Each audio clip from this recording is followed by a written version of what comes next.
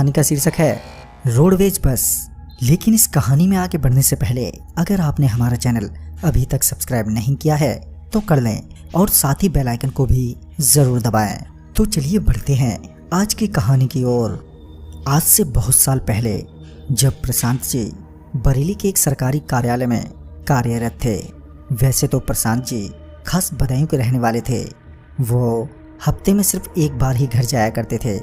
बुधवार की रात जब वो अपने सरकारी कमरे में आराम कर रहे थे कि उन्हें खबर मिली कि उनकी बूढ़ी माँ की तबीयत अचानक ही बिगड़ गई है।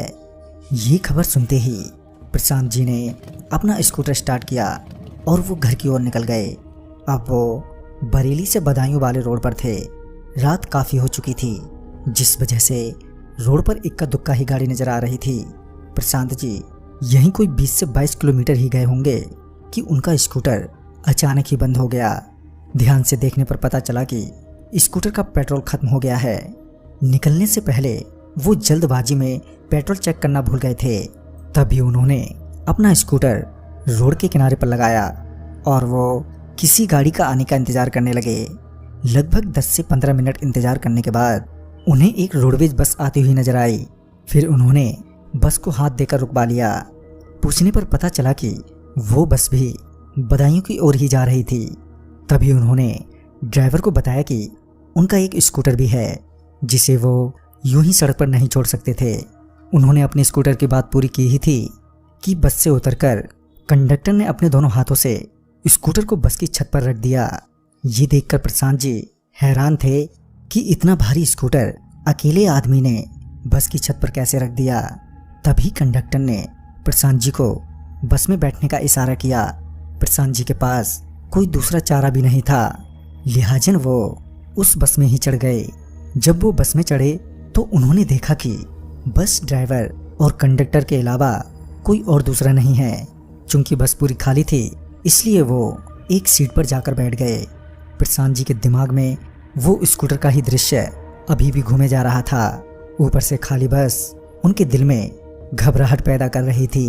बस चली ही जा रही थी कि तभी प्रशांत जी के पीछे से आवाज आई, ड्राइवर साहब जरा आगे बस रोक देना। ये आवाज सुनते ही प्रशांत जी एकदम से हुचक्के रह गए। तभी उन्होंने पीछे देखा तो उन्होंने पाया कि सबसे पीछे वाली सीट पर एक औरत सफेद लिबास में अपने 2 बच्चों के साथ बैठी हुई थी। प्रशांत जी मन ही मन सोचने लगे कि जब मैं बस में चढ़ा था तब तो बस में कोई भी नहीं था, तो ये औरत कब चढ़ी थी।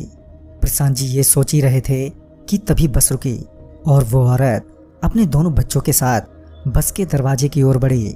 जैसे ही वो दरवाजे के पास पहुंची कि दरवाजा अपने आप ही खुल गया और वो औरत नीचे उतर गई। ये देखकर प्रशांत जी को बहुत बड़ा झटका लगा। वो सोचने लगे कि कहीं उन्होंने गलती तो नहीं कर दी इस बस में बैठकर। अब वो अंदर से बहुत डर चुके थे मगर वो अपने डर को जाहिर नहीं होने दे रहे थे।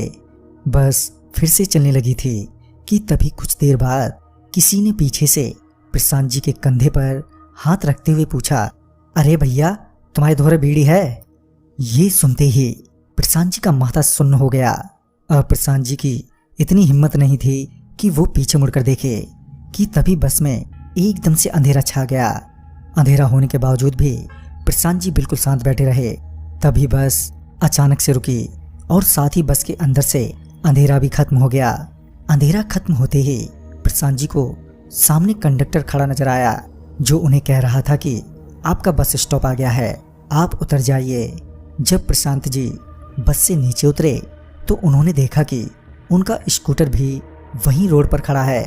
प्रशांत जी बस से उतर ही रहे थे कि उस कंडक्टर ने उनके कंधे पर हाथ रखते हुए कहा, आपकी हिम्मत की दाद देनी पड़ेगी।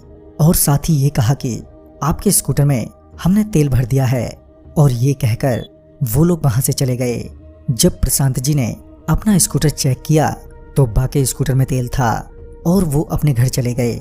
मगर आज भी वो उस वाक्य को भूल नहीं पाए और वो यह भी नहीं समझ पाए कि आखिर वो था क्या।